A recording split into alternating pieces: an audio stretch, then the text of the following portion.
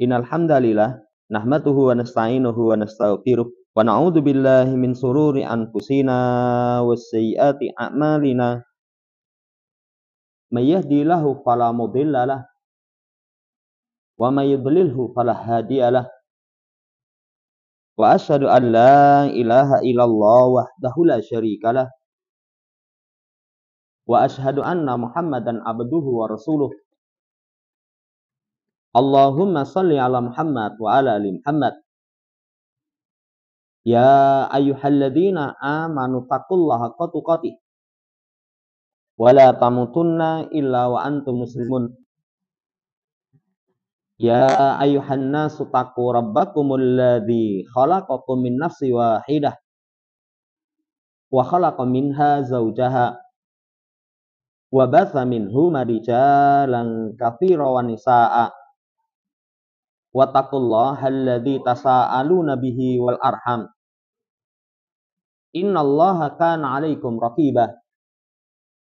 Ya ayyuhalladzina amanu taqullaha wa qulu qawlan sadida yuslih lakum a'malakum wa yaghfir lakum dzunubakum wa may yuti'illaha wa rasulahu faqad faza fawzan 'azima. Amma ba'd, fa inna asydaqal hadits kitabullah wa khairal hadi hadi Muhammadin sallallahu alaihi wasallam.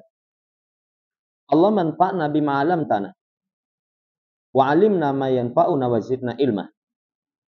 Ma'asyiral muslimin rahimani wa rahimakumullah, melanjutkan pembacaan Al-Mulakhasu fi Syarh Kitab Tauhid.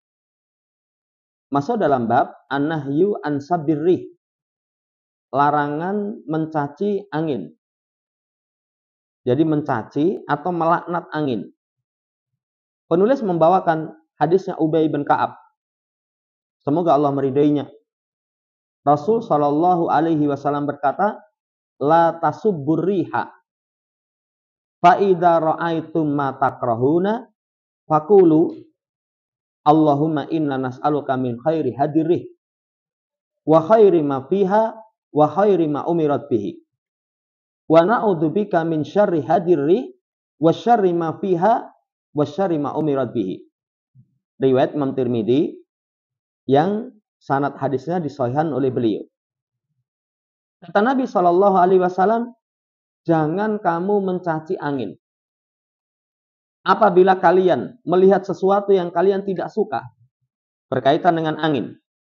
Misalkan siddatu harriha, sangat panas. Anginnya sangat panas, kita tidak suka, jangan dicaci. Atau siddatu bardiha, sangat dingin. Jangan dicaci. Atau sangat kuat, angin bertiup sangat kencang. Jangan dicaci. Kata Nabi sallallahu alaihi wasallam, tapi ucapkan, ya Allah, kami meminta kepadamu dari kebaikan angin ini. Kebaikan apa yang ada di dalamnya, kebaikan apa yang diutus dengannya. Kami berlindung kepadamu dari kejelekan angin ini, kejelekan apa yang di dalamnya, kejelekan apa yang diutus dengannya. Jamaah hormati, hadis ini larangan mencaci maki angin. Karena angin itu makhlukatun ma'muratun minallahi azza wa jalla. Angin itu dicipta. Angin itu diperintah. Kalau seorang mencaci maki angin, hakikatnya itu sabbun lillah. Cacian kepada Allah. Hakikatnya itu marah kepada ketetapan Allah Subhanahu wa taala. Makanya kalau ada angin yang dia tidak suka itu tadi contohnya 3. Sangat panas, sangat dingin, sangat kencang. Kembalinya kepada zat yang mencipta dan yang menyuruh angin. Itu sikap ketika orang memiliki akidah yang benar. Lah hadis ini memberikan pelajaran larangan mencaci angin karena angin itu dicipta, diperintah. Kalau seorang mencaci angin, hakikatnya mencaci sang pencipta angin dan yang mengutus angin. Yang kedua, arju'u ilallah wal isti'adatu bihi min syarri ma khalaq. Kembali kepada Allah. Memohon perlindungan kepada Allah dari kejelekan apa yang Allah ciptakan. Dan ini semuanya. Jadi kalau ada sesuatu yang kita khawatirkan dari makhluk Allah, kembalinya kepada Allah. Makanya termasuk doa mohon perlindungan, itu yang Nabi sampai dalam riwayat. Setelah turun 2 surat ini, istiadat yang lain beliau tinggalkan. Yakni, Qul a'udzu birabbil falaq sama Qul a'udzu birabbin nas. 2 surat ini dikenal dengan surat Al-Mu'awwidzatain. Doa ya atau surat memohon perlindungan kepada Allah Subhanahu wa taala. Kalau seorang ada sesuatu yang dia khawatirkan dari makhluk, kemudian dia kembalinya kepada pencipta makhluk, selesai urusan. Karena kalau kembali kepada sang pencipta makhluk, itu zat yang maha gagah, maha perkasa. Makanya nanti, kalau dalam pembahasan yang lain, seseorang ketika singgah di satu tempat, khawatir terkena bahaya. Bahaya di satu tempat itu bisa jin, bisa binatang yang berbisa, bisa manusia yang jahat. Kembalinya kepada a'udzubika limatillahi tamat min syarri ma khalaq. Kata Nabi, lam yadurru syai', enggak akan kena madorot. Lah ini, kembali kepada Allah, mohon perlindungan kepada Allah dari kejelekan apa yang Allah ciptakan. Nanti semua urusan itu kalau kembalikan kepada Allah, selesai. Karena Allah zat yang maha kuasa. Ini yang kedua. Yang ketiga, anariha takunu ma'muratan bil khair wa takunu ma'muratan bisyarr. Angin itu kadang diperintah kebaikan, kadang diperintah keburukan. Kalau diperintah kebaikan banyak sekali. Apa kebaikan angin? Contohnya menjadikan misalkan kotoran-kotoran menjadi hilang. Kotoran-kotoran menjadi hilang itu dengan adanya tiupan angin. Menjadikan kenyamanan adanya tiupan angin. Menjadikan tumbuhan-tumbuhan itu penyerbukan sempurna adanya angin. Karena ada tanaman-tanaman tertentu itu dengan tertiup angin penyerbukan sempurna. Itu kebaikan angin. Kebaikan angin itu sesuatu yang basah itu bisa menjadi kering. Kadang pengeringan itu cukup dengan tiupan angin. Cukup dengan tiupan angin. Kayak kita punya cucian. Sekarang walhamdulillah dengan teknologi ada mesin cuci. Itu kalau musim penghujan nggak ada sinar matahari, cukup diangin-anginkan setengah jam kering itu. Ini kadang diperintah untuk kebaikan. Tapi kadang diperintah untuk kejelekan. Allah kasih perintah kejelekan. Apa kejelekan itu? Kadang satu daerah mungkin petaninya kurang baik, tanaman yang sebentar lagi panen, Allah utus angin sehingga padi itu semuanya tertidur. Jadi kalau tidur sementara padinya itu belum atos, itu nanti membusuk. Ini contoh jadi. Kemudian pohon-pohon tumbang. Kemudian ya banyak sekali nanti.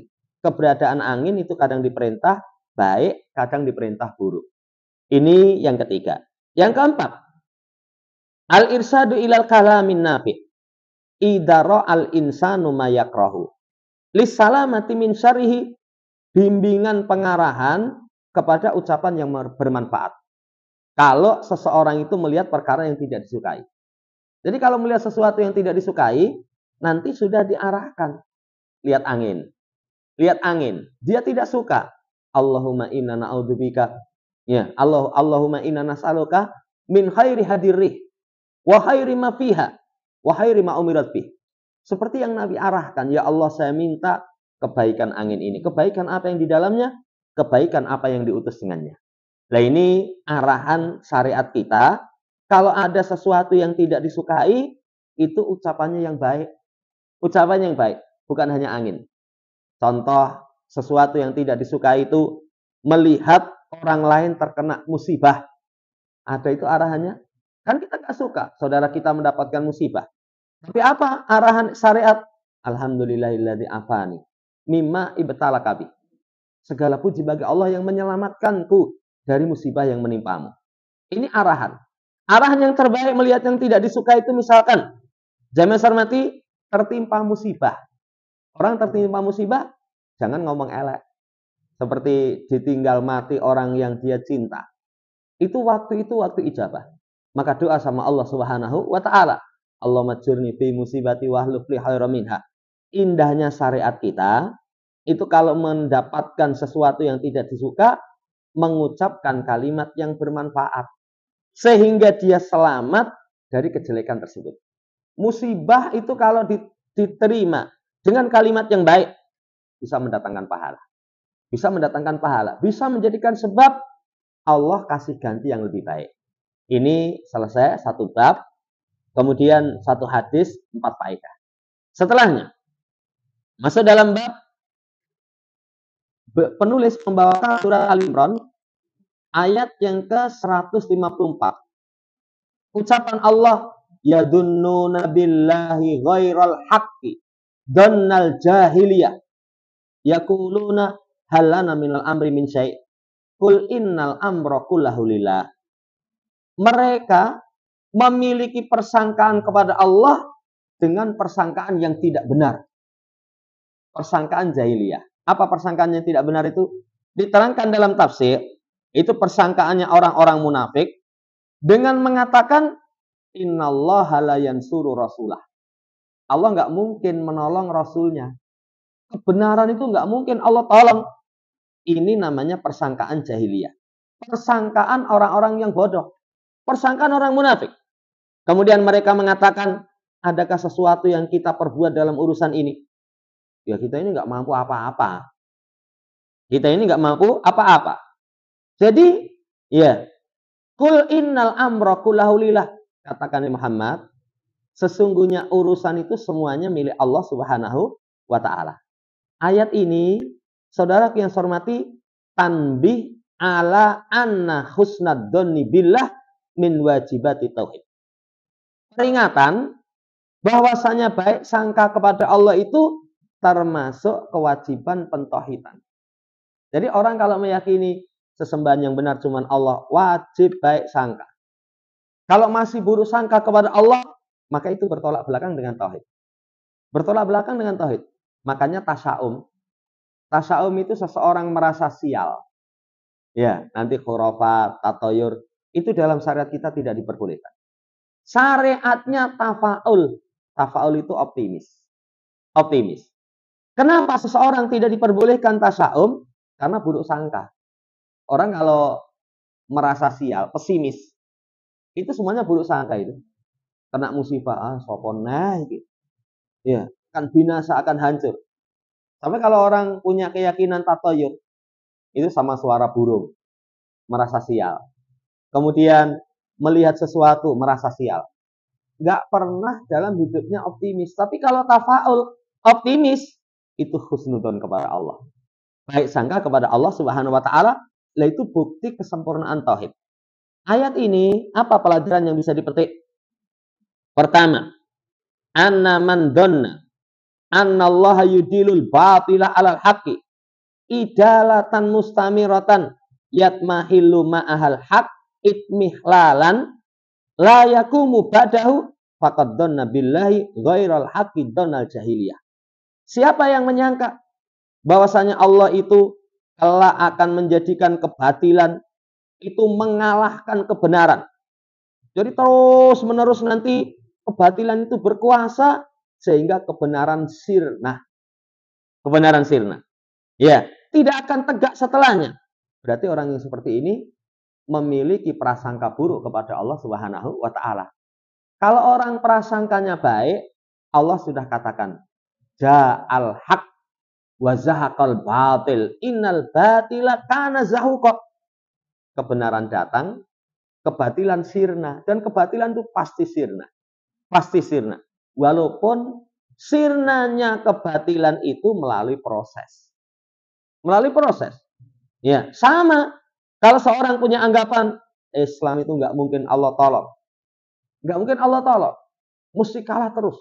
Mesti nanti akan dibinasakan. Itu namanya prasangka buruk kepada Allah dengan persangkaan orang jahiliyah. Ya, kalau seorang prasangkanya baik, yakin kebenaran itu akan jaya. Allah akan berikan pertolongan. Walaupun kapan, ingat pertolongan itu ada syarat. Ada syarat. Kan nanti dalam ayat, ya, Sesungguhnya Allah Subhanahu wa taala itu ya, akan menolong man yansurullah. Man yansuruhu, orang yang menolong Allah. Menolong Allah itu melaksanakan perintah, meninggalkan larangan. Menolong Allah itu menolong para nabi pengikutnya, menolong agamanya, syariatnya, berjihad di jalannya. Allah nanti akan berikan pertolongan. Yakin ini.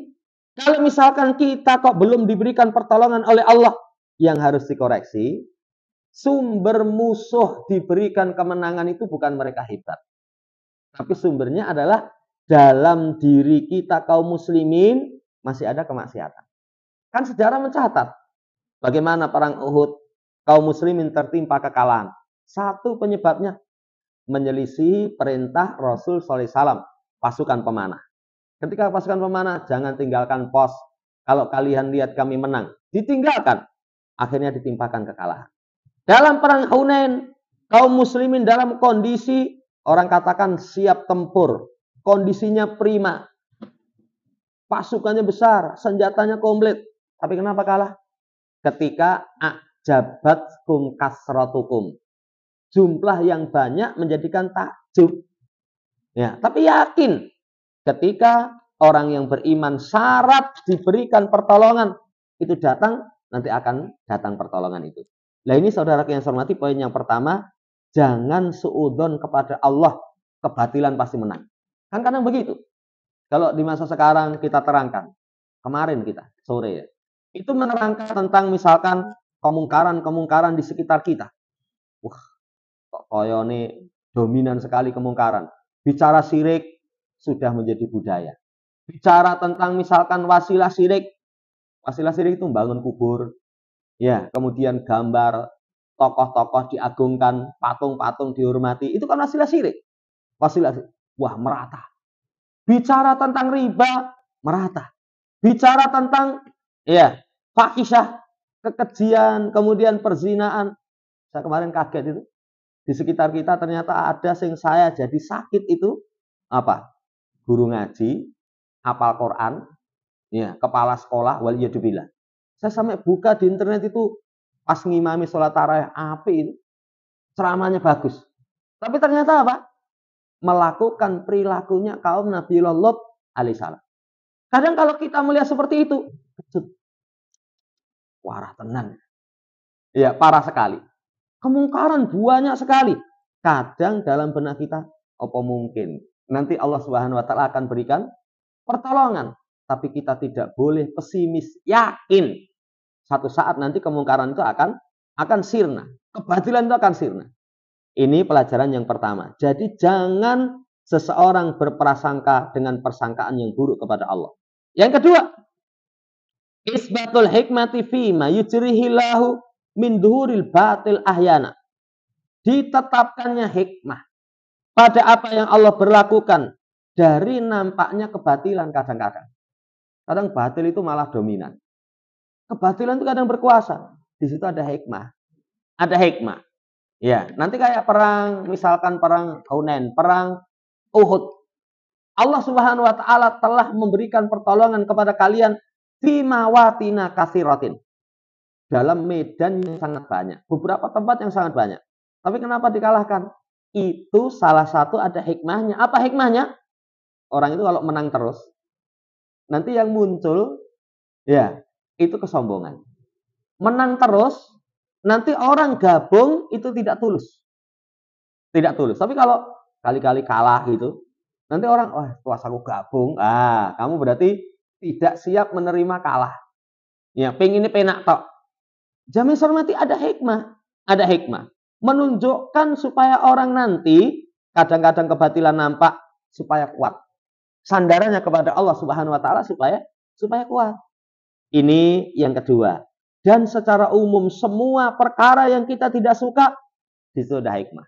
Makanya sudah berlalu pelajarannya, takdir baik, takdir buruk itu hanya dalam pandangan makhluk. Karena semua yang Allah tetapkan di situ ada hikmah kebaikan. Di situ ada hikmah kebaikan. Allah tetapkan buruk, oh ternyata tersimpan padanya kebaikan yang banyak. Yang ketiga, bayanu hubsi tawiyatil munafikin wa annahum inda syada'idi yadharu ma indahu minan nifaq. Penjelasan tentang jeleknya. Jadi orang-orang munafik itu, ya, hatinya sangat jelek, sangat buruk. Mereka itu ketika dalam kondisi sempit, nampak apa yang di sisi mereka berkaitan dari kemunafikan. Wong munafik itu, kalau kondisi aman, itma'an nabi. Keimanannya tenang. Tapi kalau dalam kondisi sempit, ketok sifat kemunafikan. Kan ini kesulitan itu menyingkap watak asli. Watak asli ini semua itu bukan hanya keimanan, muamalah pergaulan.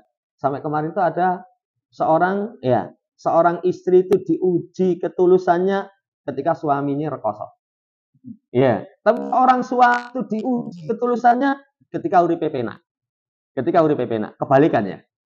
Kalau seorang istri suaminya rekoso, dia masih setia, ya masih menguatkan sang suami, ini tulusin. Ini tuh. Tapi kalau rekoso, pegatan mas, urip rekoso, ya sana aja banyak yang antri sing luwih penak. Nah, itu menunjukkan tidak ada ketulusan. Karena sekali lagi kesulitan itu menampakkan ketulusan. Menampakkan ketulusan. Zaman hormati, lah ini kalau orang munafik gitu, senang, aku yang melu katul loh. Jadi jangan dihapus nama saya. Saya ikut andil bagian. Tapi kondisi susah, bengi jane tak omongi. Ya kayak tadi loh. Dalam ayatnya itu disebutkan halana minal amri min syai'. Apakah kita ini ya punya kemampuan dalam urusan ini? Enggak, ayo dhewe ora iso apa-apa, manut katanya. Ya, kalau kondisi sempit itu misalnya manut aku, ya mereka nggak akan terbunuh. Itu sifat orang-orang munafik. Yang keempat, ditetapkan takdir.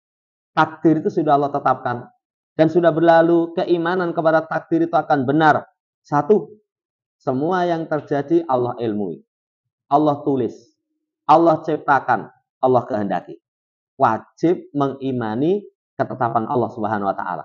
Kalau seorang mengimani ketetapan Allah Subhanahu wa taala, semuanya baik. Kondisi senang, dia nggak akan sombong karena dia yakin ini sudah Allah tulis. Kondisi susah, dia pun nanti juga tidak putus asa, yakin kesusahan itu ada hikmah yang tersembunyi. Yang kelima, wujubu tanzihillah amma la yaliku bihi subhanahu. Wajib Allah disucikan dari apa yang tidak layak bagi Allah. Allah disucikan dari sesuatu yang tidak layak. Apa contohnya? Allah memenangkan kebatilan, nggak mungkin. Itu sesuatu yang tidak mungkin. Mosok kebatilan Allah menangkan, nggak mungkin. Ini sucikan Allah. Makanya kalimat yang agung itu diantaranya subhanallah, subhanallah. Berapa kali kita ucapkan subhanallah sehari itu? Tidak terhitung. Coba lihat dalam sholat. Subhanallah itu kita ucapkan pada posisi yang kita merendahkan diri kepada Allah. Rukuk. Ketika berdiri nggak subhanallah. Tapi begitu rukuk, subhanallah. Ketika sujud. Sujud itu anggota tubuh kita yang paling mulia. Kita taruh di tanah. Subhana rabbiyal a'la. Subhana rabbiyal a'la. Kita sucikan Allah. Subhanallah itu Allah disucikan dari segala yang tidak layak bagi Allah. Allah pemilik kesempurnaan. Makanya subhanallah itu tauhid. Pentauhidan kepada Allah Subhanahu wa taala. Kemudian yang keenam, wajib baik sangka kepada Allah Subhanahu wa taala. Biasakan. Semua kita husnudzon kepada Allah. Orang kalau husnudzon kepada Allah, nanti kehidupannya tafaul, optimis. Optimis. Husnudzon itu kalau tafaul, Nabi itu senang. Jadi tafaul itu kalimat thayyibah, kalimat yang baik. Contoh sakit, ini mungkin pernah kita sampaikan. Orang sakit, parah gitu. Dokternya ngomong, iya. Tapi ada orang yang jenguk, itu begitu dulu, wah lebih parah no. Iya. Dan mari ini, itu dalam hatinya langsung tumbuh husnudzon. Itu mari itu. Lah orang katakan sembuh. Ini namanya optimis. Tapi kalau orang yang kecut, orang yang pesimis, waras no. Waras apa to Mas? Wong arep jengking ini kok waras katanya. Itu pesimis itu. Itu pesimis. Ya, ini baik sangka kepada Allah Subhanahu wa taala. Seseorang ditutur baik sangka. Jangan sekali-kali seseorang buruk sangka. Apalagi buruk sangka itu memunculkan doa yang tidak baik. Tidak baik. Kemarin itu ada kisah. Jadi orang tua punya anak. Anaknya ini luar biasa. Bagus, luar biasa. Sampai usia belasan. Tapi setelah usia belasan itu lumpuh sampai parah. Lumpuh sampai parah. Salah satu sebabnya apa? Ketika itu orang tuanya menuduh si anak ini berbohong. Jadi ada satu perkara, anak ini dituduh berbohong. Ya. Tapi ternyata memang betul-betul anak ini sebenarnya nggak berbohong. Tapi kalimat orang tuanya itu buruk. Wis anggere apa? Pokoknya didoakan buruk, nanti biar patah apa tulang lehermu. Kamu nggak bisa apa-apa. Diaminkan malaikat. Betul. Ya, akhirnya anak itu yang tadinya seger waras sampai usia belasan, tahu-tahu lumpuh. Tahu-tahu lumpuh. Setelah lumpuh, orang tuanya cuma nyesel nangis. Nyesel nangis. Dan saya temukan itu bukan hanya kisah yang dibawakan oleh para ulama. Ya, dulu di satu tempat itu ada orang tua punya anak itu nakal. Ya, padahal itu nakalnya itu dibandingkan dengan anak yang lain itu masih mending, liane lebih parah gitu. Tapi orang tuanya ketika emosi, anggap baik kehilangan dok siji. Kan orang Jawa itu kalau marah sama anak, misalnya anak ben mati, kehilangan dok siji katanya. Kehilangan dok siji. Betul, nggak selang berapa lama terjadi musibah, anak itu meninggal. Oh, barengan nangis. Tapi semua orang tahu, iki dongamu elek biyen kae. Iya, dongamu elek biyen kae. Harusnya seseorang itu kalimatnya kalimat baik sangka kepada Allah Subhanahu wa taala. Tane cahyan cilik ini apik. Gitu aja. Lo kan ada. Ya, orang-orang yang masa kecilnya itu nakal, tapi karena baik sangka kepada Allah, doanya yang kuat, setelah besar menjadi anak yang baik. Kapan itu ada pertemuan ustadz, ya.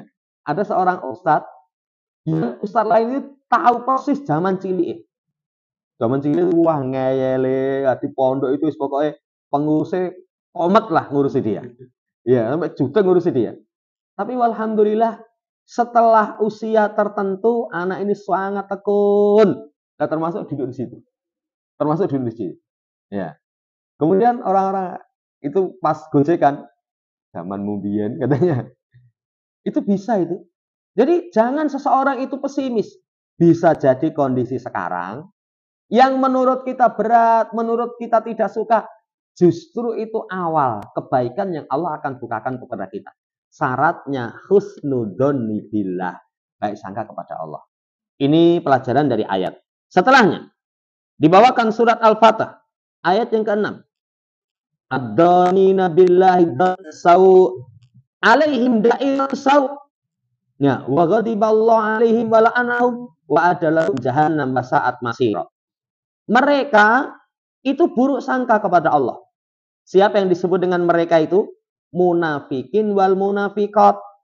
Ya, munafikin wal munafiqat. Buruk sangkanya kepada Allah itu ala yansura rasulahu wal mu'minin. Allah tidak akan menolong rasul dan orang yang beriman.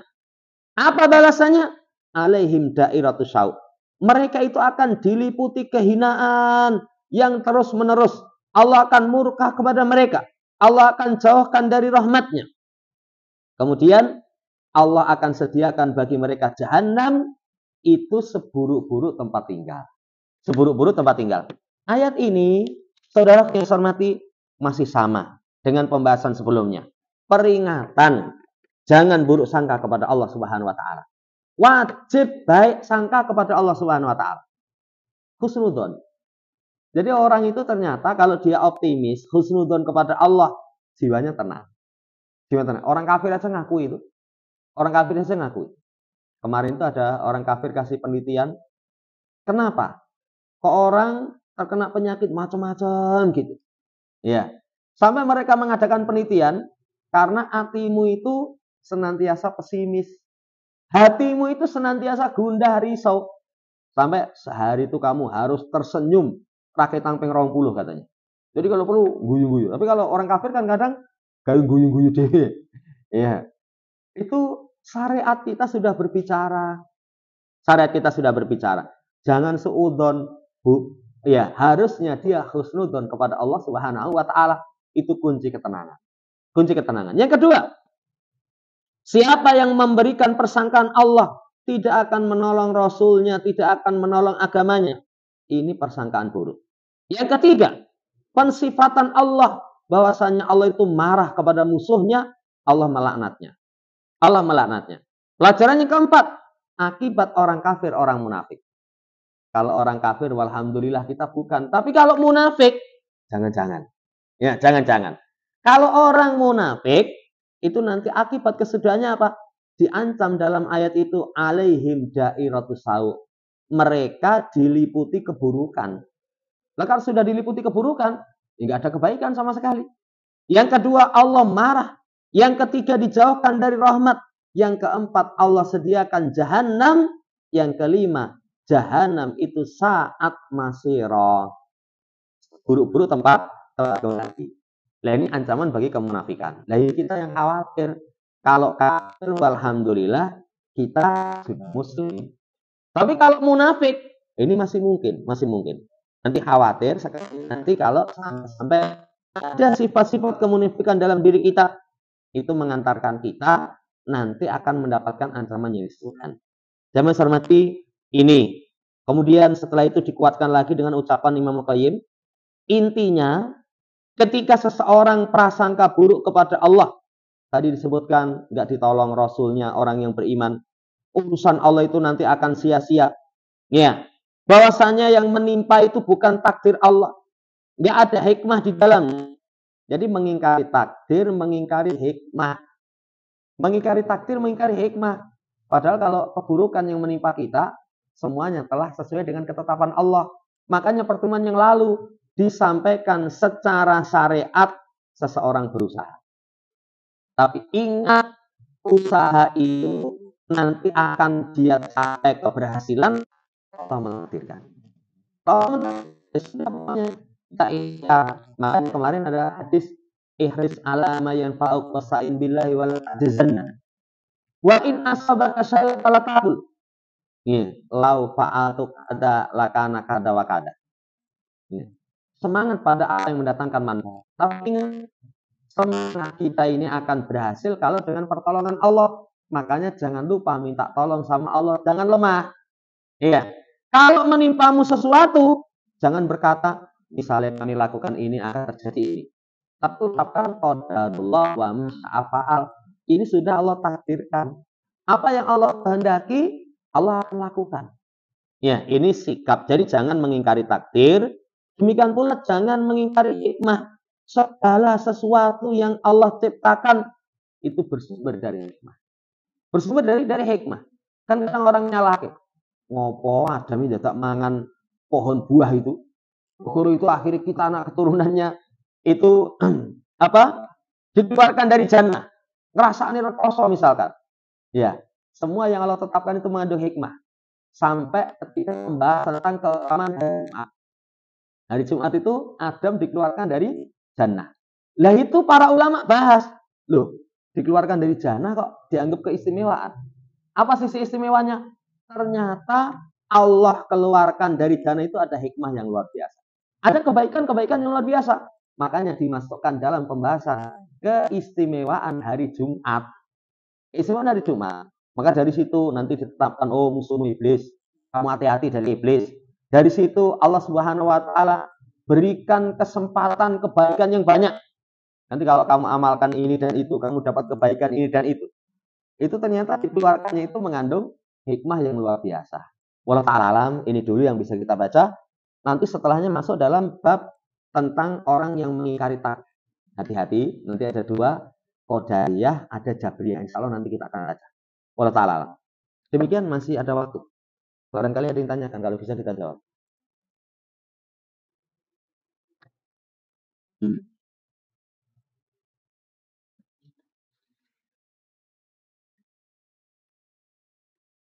Masalah yang kita baca atau yang lain, kalau bisa kita jawab. Ya. Kalau ada kaum muslimin yang punya pemahaman seperti anak Fir'aun ini nanti juga dengan itu. Ya. Jadi kalau seorang punya pemahaman saya lebih baik dari dia, itu pembahasan nanti menampakkan kebaikan diri. asalnya nggak boleh. Nanti para ulama terangkan, tazkiyatun nafas, jadi seseorang menganggap dirinya itu lebih, itu diperbolehkan ketika ada kebutuhan. Ada kemaslahatan yang maslahatnya itu rojihah. Contoh, Nabi kita Muhammad SAW mengatakan, Ana sayyidu waladibni Adam, yaumal qiyamah lafahar. Saya itu sayyidnya anak Adam di hari kiamat. Itu penghabaran. Bukan bentuk kesombongan, kebanggaan. Itu boleh. Contoh yang lain, ketika ada 3 orang mendatangi keluarga Nabi, tanya bagaimana ibadahnya Rasul. Begitu disampaikan, satunya ngomong tahajud terus gak tidur. Satunya ngomong akan puasa sunnah terus tidak mokah. Satunya ngomong, saya nggak akan menikahi para wanita. Tujuannya supaya bisa fokus ibadah. Nabi keluar, itu menyebutkan kebaikan dirinya. Dengan mengatakan, Wallahi inni la'atqakum lillah wa ahsyakum lillah. Demi Allah, aku orang paling takwa, orang paling takut kepada Allah. Itu ada kemaslahatan rojihah. Itu diperbolehkan. Lah aku juga puasa, tapi juga mokah. Aku sholat tahajud juga tidur, aku nikahi para wanita. Nah seperti itu boleh. Contoh lagi para ulama menyebutkan kebaikan, tapi untuk kemaslahatan yang dikuatkan, kisah Nabiullah Yusuf. Punya keahlian, kalau bahasa kita mungkin urusan ekonomi. Maka serahkan urusan perbendaharaan Mesir kepadaku. Padahal negeri Mesir itu waktu itu negeri kafir. Karena hukum yang diterapkan itu adalah hukum dari selain hukum Allah Subhanahu wa taala. Tapi beliau punya keahlian. Itu kondisi seperti itu boleh. Itu seperti itu boleh. Tapi kalau enggak, zaman hormati ya bahaya. Fala tuzakku anfusakum huwa a'lamu bimani taqwa. Jangan menganggap diri kalian baik. Ya, suci. Ya, Allah paling tahu terhadap orang yang bertakwa. Ini diri kita. Orang lain juga enggak boleh kok. Kita ditanya misalkan, Mas, wonge kayak piye? Ya, wah, Masya Allah Mas, itu sebaik-baik manusia di dunia. Misalkan seperti itu. Apa kita tahu? Nggak tahu. Kan ada kalanya kita itu ditanya tentang seseorang, itu butuh kita jawab dengan jujur. Apa contohnya? Satu, amanah, mungkin dia mau menikah dengan anak perempuan kita. Ya, ada orang tanya, lanangnya piye? Ya. Atau mungkin urusan pekerjaan. Urusan pekerjaan itu, saya sering ditanya, saya harus nyambut ganggonku itu wonge piye? Jawaban kita, setahu saya baik. Tapi fala uzaki ahadan indallah. Saya nggak anggap seseorang suci di sisi Allah. Saya ngerti ku apik. Tapi kenyataannya seperti apa? Wallahu ta'ala. Kan ada orang kadang nampak di hadapan kita halus apik. Tapi ternyata bareng watake asli ketok. Metu. Saya pernah itu ditanya seseorang, pripun piantun? Wah niku saya ngertos kula. Tapi Allah alam ya. Tenan bareng wis dadi tenan itu watake asli metu. Ya. Yo kita nggak bisa disalahkan. Saya ngertiku kok. Saya ngerti kayak yang berita heboh itu. Ya, secara dohir, wah masya Allah, halus, sopan, apal Quran. Ya, saya buka ceramah-ceramahnya itu bagus itu. Tapi ternyata apa? Ya, melakukan apa yang dilakukan oleh kaum Nabiullah Lot alaihi salam. Waliyadzubillah. Jadi jangan seseorang mengatakan seperti itu kecuali dalam kondisi yang dibutuhkan. Yang dibutuhkan itu maslahatun rojihah. Jadi sangat kuat maslahatnya. Tapi kalau enggak, ya jangan. Karena penyakit kalau orang merasa baik itu sangat berbahaya. Sangat berbahaya. Kata Nabi SAW, laulam tudenibu, kalau kalian tidak terjatuh dalam perbuatan dosa, saya khawatir.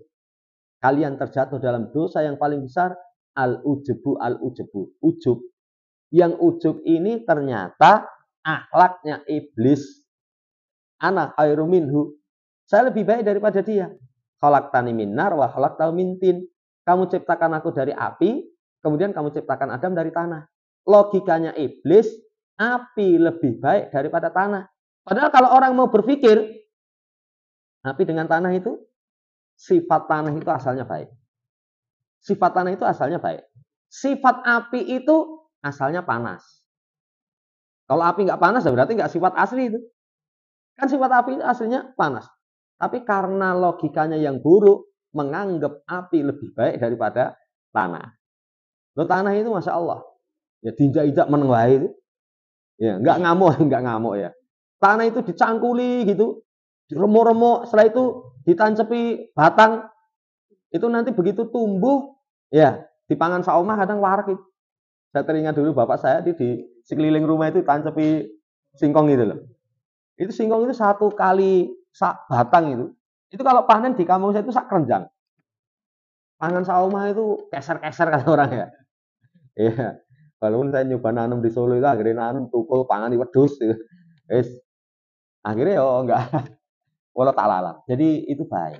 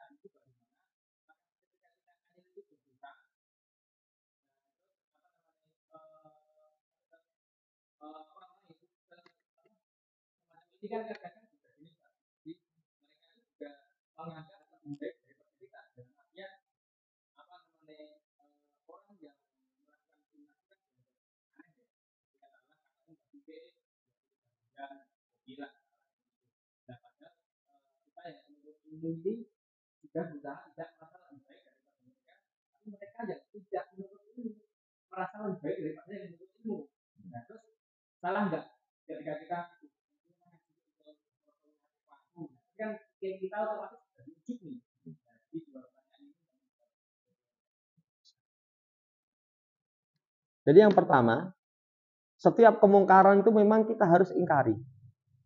Bentuk mengingkari kemungkaran itu kalau mampu dengan tangan, nggak mampu dengan lisan, nggak mampu dengan hati. Bentuk mengingkari kemungkaran dengan hati itu benci, anyel. Itu mudah-mudahan itu bentuk mengingkari kemungkaran dengan hati. Yang kedua, kalau mereka merasa lebih baik, memang perilaku mereka seperti itu. Makanya amalan yang menyelisih petunjuk Nabi itu sulit untuk bertaubat. Karena mereka merasa di atas kebenaran. Orang yang merasa di atas kebenaran itu sulit bertaubat dibandingkan orang yang tidak merasa di atas kebenaran. Karena taubat itu pertama itu akan bisa tumbuh kalau dia merasa bersalah. Yang ketiga, kita nggak boleh seperti mereka. Kalau mereka merasa lebih baik, kita merasa lebih baik, tidak diperbolehkan. Tidak diperbolehkan. Kita yakini mereka mungkar. Kita yakini mereka mungkar. Tapi jangan kemudian merasa kita lebih baik. Makanya ada hadis. Ada hadis yang ketika orang melihat orang melakukan kemungkaran, kemudian halakan nas. Manusia binasa. Itu kata Allah, faqad ahlakahum. Sungguh dia telah menjadikan mereka binasa. Nah itu, kalimat itu muncul biasanya menganggap dirinya baik, meremehkan orang lain. Meremehkan orang lain. Kemungkaran kita ingkari, tapi tidak sekali lagi merasa diri kita lebih baik. Bahkan kalau orang merasa lebih baik terhadap kemungkaran orang lain, bisa jadi nanti Allah akan timpakan musibah seperti yang menimpa dia. Ini bahaya sekali. Jadi tetap diri kita tidak merasa lebih baik. Nah ini coba dilatih. Dilatih. Ya. Kapan itu ada orang cerita tentang kemungkaran yang dia lakukan. Dia lakukan itu tapi sudah bertahun-tahun dan dia sudah bertobat. Sekarang sudah bagus. Tapi ternyata masa lalunya dia ternyata pernah berbuat zina yang sekarang menjadi istrinya. Nanti orang kalau diceritain, pribadinya kamu kayak gitu. Gimana obatnya supaya nggak meremehkan orang? Ada perbuatan yang terkadang yang kita lakukan itu lebih buruk dari mereka, tapi kita tidak merasa bersalah. Syirik dengan zina besar mana? Besar syirik dosanya. Termasuk syirik yang kita tidak aman, salah satunya riya. Ibadah kita kecampuran riya, itu obat supaya nanti jangan merendahkan orang, ya, menganggap dirinya lebih baik. Jadi kita nggak boleh misalnya saya lebih baik, nggak, tidak diperbolehkan. Jadi sekali lagi, ya tetap itu mungkar. Sampai saya pernah cerita ada seorang ustadz itu bermasalah dengan yang lain, kemudian dicarikan penengah ulama. Ulamanya itu tanya, anta sunnah? Kamu sunnah? Itu waktu itu ustadznya bingung, jawabnya piye? Kok pertanyaan anta sunnah? Sampingnya ngomong, kalau kamu sunnah berarti kamu merasa kebenaran itu pada dirimu. Kamu merasa benar. Kalau kamu merasa benar, justru kamu salah. Ya. Kemudian jawabannya la ya Syekh, ana muttabi'us sunnah. Saya berupaya mengikuti sunnah. Itu jawabannya sebenarnya. Itu menunjukkan kamu kebenaran. Enggak. Saya berusaha mengikuti kebenaran. Lah ini tidak boleh diperbolehkan seseorang merasa dirinya lebih. Sampai para salaf. Coba cek para salaf itu. Apa mungkin Umar itu munafik? Apa mungkin sahabat yang itu munafik? Enggak mungkin. Tapi begitu sirrun Nabi berkaitan dengan nama-nama orang munafik disampaikan kepada Hudzaifah, mereka gerudukan morong oleh Hudzaifah itu. Termasuk Umar. Hudzaifah, barangkali Rasulullah menyebutku sebagai munafik. Iya. Ini menunjukkan mereka itu tidak merasa dirinya baik. Kalau merasa dirinya baik, nggak mungkin tanya. Ah, itu mesti mereka, kita enggak. Kan begitu. Tapi ternyata Umar datang, itu menunjukkan jiwa mereka baik. Orang yang baik itu takut keburukan. Kayak Nabi Ibrahim alaihissalam, apa mungkin Ibrahim terjatuh dalam kesyirikan? Nggak mungkin. Tapi coba lihat doanya. Rabbi waj'nubni. Waj'nubni. Itu yang paling menjadikan orang takjub. Ya Allah, jauhkan aku. Ya, dari menyembah berhala. Nah, itu ciri orang yang baik. Jadi sekali lagi, mereka merasa baik itu memang watak mereka. Seperti itu. Tapi kita tidak diperbolehkan. Tidak diperbolehkan. Nanti bahkan salah satu sebab seseorang tertimpa keburukan semisal itu kalau orang merendahkan orang lain dari kemungkaran, kemudian merasa dirinya lebih baik. Itu bisa terjadi. Sampai ada salaf itu yang terjatuh dalam kemungkaran tertentu itu salah satunya itu. Dalam hatinya merasa saya lebih baik. Ini jangan. Wis pokoknya kita yakini mereka itu mungkar. Ya. Lah kamu lebih suci dari saya? Enggak, saya berusaha untuk menjadi orang yang baik. Allah Ta'ala.